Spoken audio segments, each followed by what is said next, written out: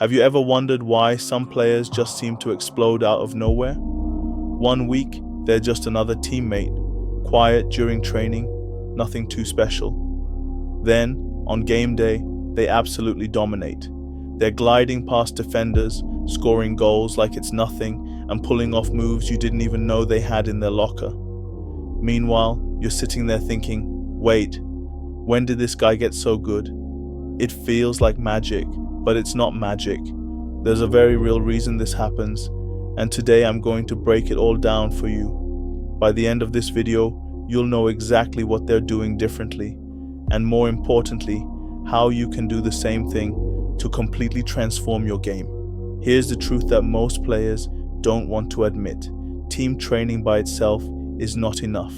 Don't get me wrong, team practices are important. You need them to work on tactics, chemistry, and match preparation. But if you think showing up to those 2 or 3 weekly sessions is going to turn you into an elite player, you're lying to yourself. Look at the legends of the game. Cristiano Ronaldo doesn't just show up to team practice and call it a day. Messi didn't become Messi by only touching the ball when Barcelona told him to. Neymar wasn't born doing rainbow flicks during official training sessions. These guys all have one thing in common. They fell in love with playing alone. They spent hours, hidden hours, working on their game when nobody was watching. That's their real secret. And if you're serious about football, it needs to become yours too. But here's the problem with modern football training. It's completely out of balance. Coaches today are obsessed with systems, formations, and tactical drills.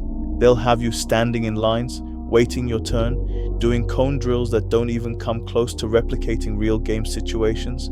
You might touch the ball for 15, maybe 20 minutes in a 90-minute session. That's insane when you really think about it. And over time, this creates a huge problem. Players lose that natural personal connection with the ball. You start relying on external structure instead of developing your own instincts and creativity. Worst of all, you get conditioned to believe that this is normal, that this is the only way to get better.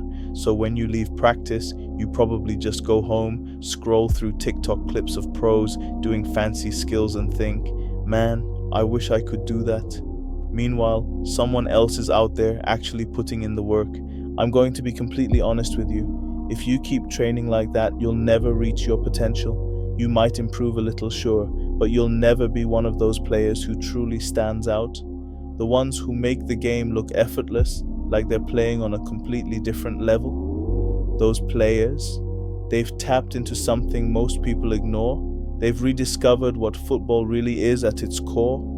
Unstructured, joyful time alone with the ball. No coaches, no drills, just pure connection. And today, I'm going to show you exactly how to train alone the right way so you can unlock that side of your game. Now, a lot of people think solo training just means juggling or dribbling around cones for an hour, but that's not what I'm talking about here. Solo training done properly has 3 pillars. If you get these 3 things right, your improvement will skyrocket.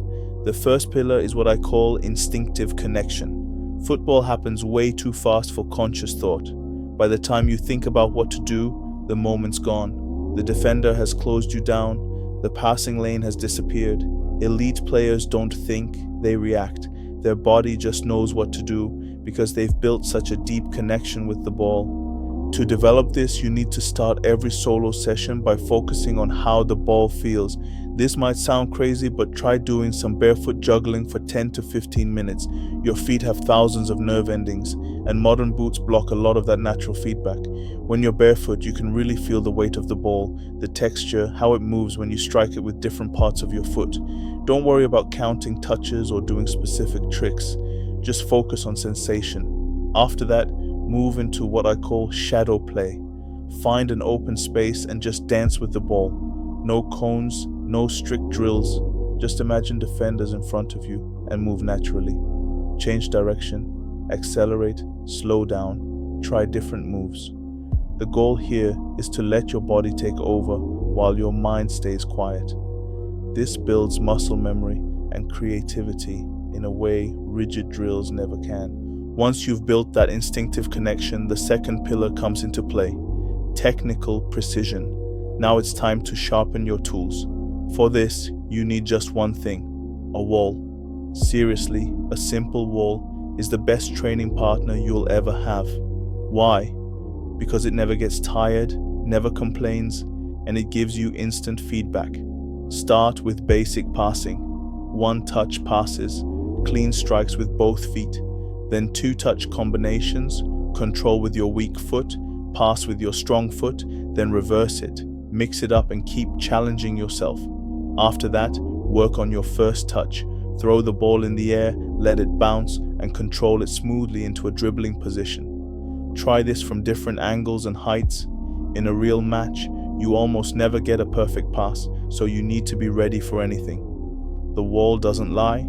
If your touch is sloppy, you'll know right away. The third and final pillar is positional identity.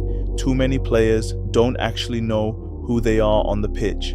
They just run around trying to do everything, which usually means they're not really doing anything. The best players have clarity. They know their strengths, their weaknesses, and how they fit into the game. During your solo sessions, you need to visualize yourself in your actual role.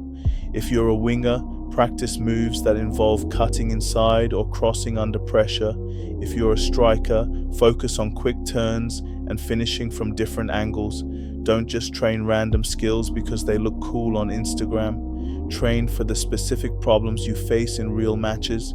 That's how you become a player who's not just skilled but effective. Now, let's put this all together into a simple weekly plan. For every team session you have, aim to do at least 2 solo sessions on your own. So if you train with your team 3 times a week, you'll end up with 6 total sessions, a perfect balance. Each solo session should last about an hour and look like this: 15 minutes of barefoot ball connection and shadow play, 20 minutes of wall work for passing and first touch, 20 minutes of position-specific drills, and finally 10 to 15 minutes of pure free play. No rules, no structure, just you having fun and experimenting. This last part is so important because it reminds you why you fell in love with football in the first place. And here's something most people never talk about: the mental side of solo training. When you're alone, it's not just about physical reps, it's also a chance to reprogram how you see yourself as a player. Visualization is huge here. As you practice, imagine yourself in an actual match. Hear the crowd, feel the pressure of defenders closing in, see yourself executing the exact move you're working on. Your brain doesn't fully distinguish between vivid imagination and real experience. That's why top players visualize constantly. By the time they step onto the pitch, they've already lived those moments hundreds of times in their mind. At the end of the day, this is about more than just getting extra touches or improving your technique. It's about rekindling that pure, childlike love for the game. Think back to when you first started playing football. Before the pressure, before the coaches, before the tactics. Back then, it was just you and the ball. That relationship is the foundation of everything. If you can rebuild that, your improvement will be unstoppable. So tomorrow, don't wake up and scroll through Instagram watching highlight clips, wishing you could play like those pros. Instead, grab your ball, head outside, take off your shoes, and just play. No structure, no pressure, no judgment, just play. Because that simple act, that pure connection, is the difference between players who keep wondering what if and those who actually make their dreams a reality. The choice is yours. Will you be the player who waits around for coaches and teammates to make you better, or will you take control of your own development? If you're truly serious about football, you already know the answer.